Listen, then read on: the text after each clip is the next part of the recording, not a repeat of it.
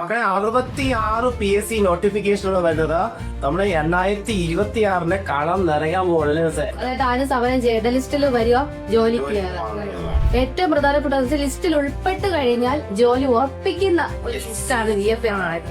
ഇതുപോലെ ഏറ്റവും ലേറ്റസ്റ്റ് ആയിട്ടുള്ള PSC വിവരങ്ങൾക്കും അതുപോലെ നമ്മുടെ ക്ലാസ്സുകളാണെങ്കിലും ട്രിക്സ് ആണെന്നുണ്ടെങ്കിൽ ടിക്സ് ആണെന്നുണ്ടെങ്കിൽ നിങ്ങൾ ക്രാക്ക് ചെയ്ത് അവസാനം വരെ പോകുന്നതിന് വേണ്ടിയിട്ടുള്ള കണ്ടന്റിന് വേണ്ടി കൃത്യമായിട്ട് ലൈക്ക് ചെയ്യണം, അതുപോലെ സബ്സ്ക്രൈബ് ചെയ്യണം. അപ്പൊ നമുക്ക് നോട്ടിഫിക്കേഷൻ സെക്ഷനിലേക്ക് ആകാം.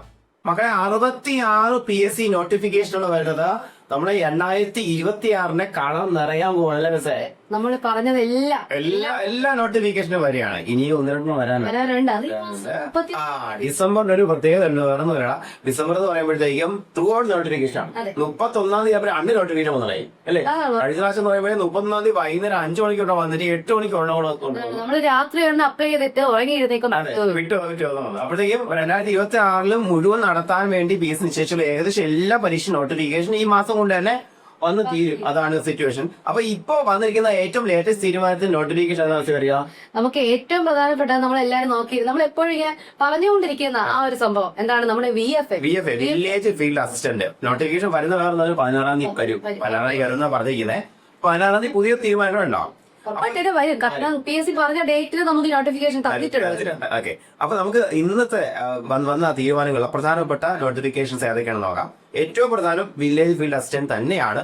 അതുമായി ബന്ധപ്പെടുത്തിയിട്ടുള്ള ഏറ്റവും ഐ ക്യാച്ചിങ് ആയിട്ടുള്ള സംഗതികൾ ഏറ്റവും പ്രധാനപ്പെട്ട ലിസ്റ്റിൽ ഉൾപ്പെട്ട് കഴിഞ്ഞാൽ ജോലി ഉറപ്പിക്കുന്ന ഒരു ലിസ്റ്റാണ് VFA എന്ന് പറയുന്നത്. ഉറപ്പാണ്. അടിസ്ഥാന യോഗ്യത വേറെ ഒന്നല്ല, 10ാം ക്ലാസ് തന്നെയാണ്. പക്ഷെ നമുക്ക് പരീക്ഷ എടുക്കുമ്പോഴത്തേക്കും ഫസ്റ്റ് ലെവൽ ടയർ 1 എവിടെയായിരിക്കും? കോമൺ ഫീൽഡ്സിന്റെ കൂടെ ആയിരിക്കും അല്ലെ? കോമൺ 10th ഫീൽഡ്സിന്റെ കൂടെ ആയിരിക്കും. പക്ഷെ നമുക്ക്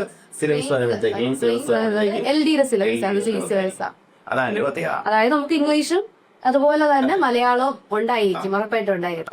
നമുക്ക് ലിസ്റ്റിൽ വന്നാലും ജോലി ഉറപ്പാണെന്ന് പറഞ്ഞായിരുന്നു. അപ്പൊ 2 കാര്യങ്ങൾ കൊണ്ട് ലിസ്റ്റിൽ വന്നാൽ ജോലി ഉറപ്പാകും. ഒന്നും അത്രയും ഭയങ്കരമായിട്ട് അഡ്വൈസ് നടക്കുക, അല്ലെങ്കിൽ ലിസ്റ്റ് ചിലപ്പോൾ ചെറുതാവുക. അപ്പൊ എന്താണ് ഇതിന്റെ ഒരു കീ എന്താണ്? ഇതിന്റെ ഒരു സംഭവം എന്ന് വെച്ചാൽ നമ്മുടെ തിരുവനന്തപുരം ജില്ല നോക്കുമ്പോൾ തന്നെ ഒരു 100-300 വില്ലേജ് എന്തായാലും നമുക്ക് വരും. അതിലെല്ലാത്തിലും ഒരു വില്ലേജിൽ 2 VFA വെച്ച്. അപ്പൊ അവർക്ക് ആ ഒരു അതനുസരിച്ചിട്ടാണ് നമുക്ക് എന്ത് വരുന്നത്, അതിനൊരു ഫില്ലിംഗ് വരും.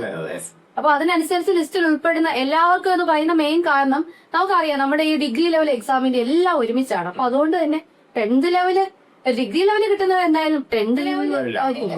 അപ്പൊ അതുകൊണ്ട് മറ്റൊരു കാര്യം അത് പ്രധാനപ്പെട്ട നമ്മൾ എടുത്തു പറയുന്നത് നമ്മുടെ CBLGSും അതുപോലെ ഇത് വരാനിരിക്കുന്ന നമ്മുടെ BEVCO, ഇത് 2 സ്റ്റേറ്റ് വൈഡ് ലിസ്റ്റാണ്.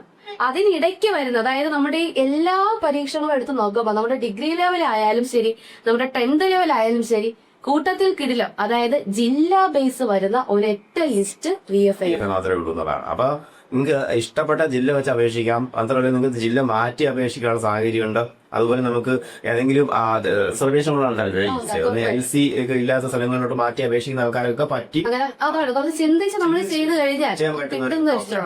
ഓക്കെ, പിന്നെ വേറൊരു ചെറിയ സംഭവം എന്ന് പറയുമ്പോഴത്തേക്കും ഇതിനകത്ത് ഫീൽഡ് വർക്ക് ഉള്ളതുകൊണ്ട് NJD കുറെ വരും. ഇപ്പൊ തന്നെ നമ്മളിപ്പോ ഞാനിപ്പോ അതിൽ ഉൾപ്പെടുന്ന വേറൊരു ലിസ്റ്റ് ഉണ്ടെന്നുണ്ടെങ്കിൽ ഫീൽഡ് വർക്ക് എന്ന് പറയുമ്പോഴത്തേക്കും നമുക്ക് അത് ഒരു തരത്തിൽ ഗുണമുള്ള ആൾക്കാരുണ്ട്. കാരണം നമ്മുടെ സ്വന്തം പഞ്ചായത്ത് സ്വന്തം ജില്ലക്കാണെന്നുണ്ടെങ്കിൽ നമുക്ക് അത്യാവശ്യം ഫ്രീഡം ഉള്ള ഒരു പോസ്റ്റാണ് VFA എന്ന് പറയുന്നത്. അല്ല, നമുക്ക് സർക്കാർ ജോലി എപ്പോഴും നിങ്ങൾ അങ്ങനെ പറയുന്നത് അത്ര എളുപ്പമല്ല കേട്ടോ. ഉറപ്പായിട്ട് ഇത് കൊടുത്തേ പറ്റത്തുള്ളൂ കാര്യമായി. പക്ഷെ എന്നാലും നമ്മുടെ അറ്റൻഡൻസ് കുറച്ച് റിലാക്സ് ചെയ്യാൻ ഒരു സാഹചര്യം നമുക്കിവിടെ ഉണ്ട്. പക്ഷെ അത് ചിലർക്ക് ഗുണമായിട്ട് ഫീൽ ചെയ്യും, ചിലർക്ക് എന്താണ് ഒരു സുഖക്കുറവും തോന്നുന്നു. കാരണം വേറെ ജില്ലയിലേക്കാണെന്നുണ്ടെങ്കിൽ എല്ലാ ദിവസവും ഫീൽഡിൽ പോകുന്നത് പറയുമ്പോൾ ബുദ്ധിമുട്ടാണ്. അപ്പൊ അതുകൊണ്ട് തന്നെ അവിടെ കുറച്ച് NJD എന്തായാലും വരും. അതും കൂടെ കൊണ്ടാണ് നമുക്ക് ലിസ്റ്റ് തീർന്നു പോകുമെന്ന് പറയുന്നത്. അതായത് ഇതിന് മുന്നേ, അതായത് നിലവിലൊരു ലിസ്റ്റ് ഉണ്ട്, അത് നമുക്കറിയാം മാർച്ചിൽ അവസാനിക്കുന്ന ലിസ്റ്റാണ് 2027. പക്ഷെ അതിന് മുന്നത്തെ ഒരു ലിസ്റ്റ് നോക്കിക്കഴിഞ്ഞാൽ 3 വർഷത്തിന് മുന്നേ തന്നെ ലിസ്റ്റ് തീർന്നു പോയ അവസ്ഥയാണ്. അപ്പൊ ഈ സെയിം ലിസ്റ്റിനും അത് തന്നെയാണ് അവസ്ഥ. കാരണം ഇനിയൊരു 60-70 പേര് മാത്രമേ ആ ജോലി വേണം എന്നുള്ള ലിസ്റ്റിലുണ്ട്. പക്ഷെ ഇത് വേണം എന്ന് പറഞ്ഞുള്ളത് കുറവാണ്. ബാക്കി എല്ലാവരും മറ്റു ലിസ്റ്റുകളിലുണ്ട്. ഓൾറെഡി എല്ലാവരും ഡിലീഷനൊക്കെ വാങ്ങി അവരവരുടെ എന്താണ് എപ്പോ ജോലി കിട്ടും എന്ന് വരെ ഉറപ്പിച്ചിരിക്കുന്നവരാണ് ആ ലിസ്റ്റിലുള്ളവരെല്ലാം. അപ്പൊ VFAയുടെ കാര്യത്തിൽ ഏകദേശം തീരുമാനമായത് വരുന്നു. ഇനി ഏറ്റവും പ്രധാനമായിട്ട് നമ്മളെ കുട്ടികൾ നോക്കുന്ന ഇപ്രാവശ്യം വന്ന തീരുമാനത്തിൽ അടുത്ത നോട്ടിഫിക്കേഷൻ നമ്മുടെ CPO സിവിൽ പോലീസ് ഓഫീസർ എല്ലാം റെഡിയായിക്കോളാം. അപ്പൊ ശരിക്കും പറഞ്ഞാൽ നമുക്ക് എല്ലാ വർഷവും നോട്ടിഫിക്കേഷൻ ഉണ്ട് അല്ലേ? എല്ലാ വർഷവും ഉണ്ട്. നിങ്ങൾ ഫിസിക്കലിൽ നിന്ന് ആരും നിർത്തി കളയരുത്, ഇപ്പോഴേ കണ്ടിന്യൂ ചെയ്യുക. കാര്യം ചിലപ്പോൾ കട്ട് ഓഫ് ഉറപ്പായിട്ട് കുറവായിരിക്കും, വളരെ കുറവായിരിക്കും. നിങ്ങൾ പ്രിലിംസ് അല്ലെങ്കിൽ പറഞ്ഞ പോലെ നമ്മുടെ ഫസ്റ്റ് ലെവൽ പാസ്സാകും, ഒരു സംശയം വേണ്ട.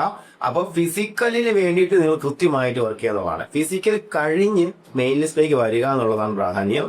അത് മാത്രമാണ് നമുക്ക് CPA സംബന്ധിച്ചൊരു ഒരു ഘട്ടമുള്ളത്. ഇത് മുന്നൊക്കെ കഴിഞ്ഞ പ്രാവശ്യമൊക്കെ ആണെന്നുണ്ടെങ്കിൽ എനിക്ക് ഒന്ന് ഒരുപാട് വലിയ ഡിസിഷൻ സാഹചര്യം ഉണ്ടായിരുന്നു. അപ്പൊ നമ്മുടെ സെക്രട്ടറി സമരം അങ്ങനെ പ്രശ്നങ്ങളൊക്കെ ഉണ്ടായിരുന്നു. അപ്പൊ ഒരുപാട് പേര് അതുമായി ബന്ധപ്പെട്ട് സങ്കടക്കടലിലായ ആൾക്കാരെ കണ്ട് നമുക്കറിയാം.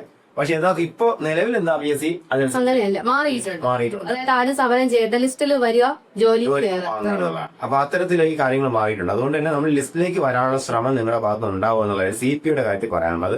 അപ്പൊ യൂണിഫോം പോസ്റ്റിന്റെ കാര്യം CPA പറഞ്ഞപ്പോഴത്തേക്കും എക്സസൈസ് പറയുന്നത് ശരിയല്ല. എക്സസൈസ് വരുന്നുണ്ട്. എക്സസൈസ് അടുത്തത് ഏറ്റവും പ്രധാനം എല്ലാവരും നോക്കുന്ന എക്സസൈസ് ആണ്.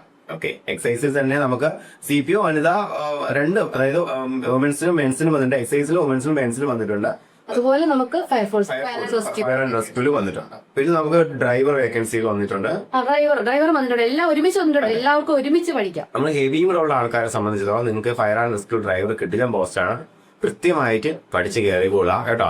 അപ്പൊ ഇന്ന അതൊക്കെ പ്രധാനപ്പെട്ട പോസ്റ്റ് കഴിഞ്ഞു. നമുക്ക് ഏറ്റവും പ്രധാനപ്പെട്ടത് ഇത് തന്നെയാണ്. പിന്നെ നമുക്ക് വരുന്ന വാട്ടർ അതോറിറ്റി അങ്ങനെയുള്ള പോസ്റ്റുകളെല്ലാം കുറച്ചെണ്ണം വന്നിട്ടുണ്ട്. അപ്പോ മക്കളെ തകർക്കുക, നിങ്ങൾ അടിപൊളിയായിട്ട് മുന്നോട്ട് പോവുക. അതാണ് ഈ ഒരു 6-7 മാസം പഠിക്കാനുള്ള ടൈമാണ്. മാക്സിമം എല്ലാവരും പഠിക്കുക, പഠിച്ച് അവരുടെ ടൈം യൂട്ടിലൈസ് ചെയ്യും. അപ്പൊ ഇത്രയാണ് മക്കളെ ഇന്നത്തെ നോട്ടിഫിക്കേഷൻ. ഇതുപോലെ തീരുമാനം കണ്ട PSC അപ്ഡേറ്റ്സിന്റെ വിശേഷങ്ങൾ. അപ്പൊ അടുത്ത നോട്ടിഫിക്കേഷൻ 16-ാം തീയതി വരും. 16 നമുക്ക് അതിന്റെ വിശദമായ വിവരങ്ങളുമായിട്ട് കാണാം. അതിനോടൊപ്പം നിങ്ങൾ അവസാനം ഒന്ന് ഓർമ്മിക്കുന്നു, ലൈക്ക് ചെയ്യുക.